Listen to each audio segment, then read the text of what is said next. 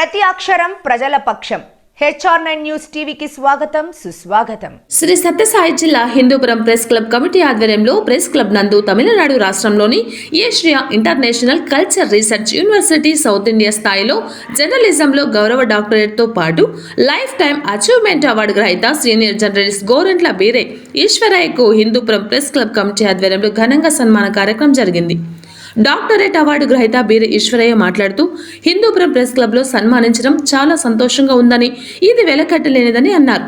ఈ కార్యక్రమంలో Hindupuram press club committee సభ్యులు, సీనియర్ పాత్రికేయులు, హిందూపురం పాత్రికేయులు, పరిగి, లేపాక్షి మండల పాత్రికేయులు తదితరులు పాల్గొన్నారు.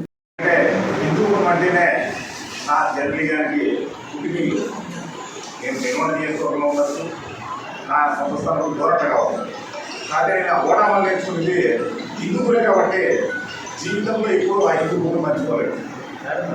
నేను వాతావరణంలో ఒక రోజు పెట్టుకోవడం అంటే ఒక రోజు పెట్టుకోవడంగా నేను జాయిన్ అయ్యి వాతావరణం ఇక్కడే ఉంటే అప్పుడు ఇక్కడ మనకి ప్రకాష్ గారు శాంపుల్ కూడా ఉంటే ఇక్కడ చేరాను. అప్పటికి నాకు జర్నలిజం తెలియదు, వార్తల రాయడం అసలు తెలియదు. అయినా దాని మీద వార్త మనం దాకా ఎక్కువ ఎందుకు నేర్చుకోలేము, ఎందుకు చేయలేము అని ఒక పట్టుదల మాత్రం వచ్చాను. అవగాహన లేకుండా వచ్చిన తర్వాత ఎలాంటి వార్తలు రాయాలి, ఎలాంటి వార్తలు రాస్తే మనకు మంచిగా వస్తుంది, సమాజానికి ఉపయోగపడదామని అక్షరాలని గురువు మా ప్రకాష్ గారు. అతన్ని జీవితంలో మనం ఎంత పెద్ద జరిగినా గురువుగానే భావిస్తారు. తర్వాత అక్కడితో పాటు ఆ కంప్యూటర్ దగ్గర కూర్చొని వార్తలు కొట్టే సమయంలో ప్రకాష్ గారు లేఖలతో కూడా మన చంద్రాన్న లోకల్ రిపోర్టర్గా ఉంటూ నాకు ఎన్నో విషయాలు నేర్పించారు. దగ్గర ఉంది ఇలాంటి వార్త రాయాలి, ఇలాంటి శైలిలో రాస్తేనే ఆ వార్తకు రణం వస్తుంది. నేను మంచి వార్తలు రాస్తున్నాను అని ఈరోజు చెప్పిన చెప్తున్నారంటే దాని వెనక వాళ్ళ శిక్షణ కూడా నాకు ఉంది. ఎందుకంటే వాళ్ళతో మర్చిపోవడానికి లేదు. దాని తర్వాత నాకు మన రమేష్ కానీ ఇంట్లో ఉన్న వాళ్ళు మిత్రులందరూ బాగా సపోర్ట్ చేసిన కొత్త కూడా ఆ పత్రికా రంగంలో నాకు నైపుణ్యం తీసుకుని పెట్టారు. దాదాపు అంటే 13-14 సంవత్సరాలు వార్తా పేపర్లో పనిచేశాను. ఇక్కడి నుంచి పనిచేస్తున్న సందర్భంలోనే మళ్ళీ పెనుగొండ నియోజకవర్గ స్టాఫ్ రిపోర్టర్ చేశాను. అక్కడ చేస్తూ వేరే పత్రిక మారలేదు. కానీ ఇంకా సంస్థల గురించి మనకు అన్నీ తెలిసి విషయాలే. ఆ టార్గెట్ లాస్ట్ బరువు ఇది కాదు, ఏదో మనకు అంత దాంట్లో విద్య ఉంది. మనకి సొంత పేపర్ పెట్టుకుంటే అంటే సొంత పేపర్ పెట్టుకున్న స్థాయి కాదు, కానీ పెట్టుకుందామనే పద్ధతిలో ఎక్కువ సొంత పేపర్ పెట్టుకొని నాతో కొంతమంది రిపోర్టర్ జాయిన్ చేసుకుంటూ సొంతంగా ఒక రిపోర్టర్గానే పేపర్ పెట్టుకున్నప్పుడు కూడా ఒక రిపోర్టర్గానే భావిస్తాను తప్ప అది మనం ఎడిటరనో లేదా చైర్మన్ అనే ఆలోచన కూడా లేవు. ఎందుకంటే ఎంతమంది రిపోర్టర్లు ఉన్నా గ్రామీణ స్థాయిలో కానీ లోకల్ రిపోర్టర్లు నేను కూడా కవర్ చేస్తాను. అంటే అట్లా చేస్తేనే మన వృత్తికి మనం న్యాయం చేసినట్టు సాటిస్ఫాక్షన్. మనం ఎంత ఎదిగినా న్యూస్ కవర్ చేసినా మనకు సాటిస్ఫాక్షన్.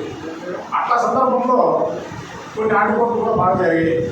రెండు అటాకులు జరిగాయి. ఫస్ట్ అటాక్ జరిగినప్పుడు కాంప్రమైజ్ కమ్మని ఒత్తిడి తెచ్చారు. కాంప్రమైజ్ కమ్ముతున్న మా మీద అట్రాసిటీ కేసు కూడా పెట్టారు. అప్పుడు కూడా వాళ్ళకి నమ్మకుండా నేను హైకోర్టులో అట్రాసిటీ చేయించుకున్నాను. అప్పుడు కూడా దాన్ని తీర్పించుకోలేక నా మీద మళ్ళీ ఇంకోసారి ప్రాణహాని కలిగించే అందులో దాడి చేస్తే ఆ రోజు దాడి చేసి తీవ్ర గాయాలతో హిందూపురం వస్తే నాకు అక్షరాలు నేర్పించిన హిందూపురంలోనే మా పాత్రికేయ మిత్రులే బాహ్య ప్రపంచానికి ఆ సంఘటన తీసుకుపోయిన సందర్భం నేను జీవితంలో మర్చిపోలేదు. ఆ రోజు ఇక్కడి నుంచి మన వాళ్ళు చేసిన కవరేజ్ ఇచ్చిన నాకు సహకారం, నాకు ఎవరైతే అలాంటి కారణమైనారో వాళ్ళ జీవితాలనే మార్చినాయి. ఆ రోజు వచ్చిన విజువల్స్ కానీ న్యూస్లు కానీ పత్రికలు కానీ టీవీ ఛానల్ వచ్చిన సంఘటనలు దానికి కారణమైన జీవితాలనే మార్చాయి. కాబట్టి నేను ఆ రోజు మన వాళ్ళు ఇచ్చిన సహకారాన్ని కూడా మర్చిపోలేదు. దాని తర్వాత ప్రాణాపాయ స్థితిలో నేను నెల్లూరు హాస్పిటల్లో చేరితే చాలామంది ప్రభుత్వ ఉద్యోగులు, మన తోటి మిత్రులు, వాళ్ళు రాజకీయ నాయకులు, నేను ఆర్థికంగా చాలా ఇబ్బందికర పరిస్థితులు ఉన్నప్పుడు కూడా అన్ని రకాలుగా నేను బాధపడి వెన్నంటి ఉంది. నేను ఈరోజు మీ అందరి సమక్షంలో ఇలా మాట్లాడుతున్నానంటే 50% నా పట్టుదల అయితే 50% అప్పుడు ఇచ్చిన మనోధైర్యం. ఆ మనోధైర్యంతో గడబడి ఈరోజు మీ అందరినీ నిలబడ్డాను. నేను చేసిన గతము మన ఇంకోటి తెలియదు, దేవుని కరుణాకరేష్ తెలియదు.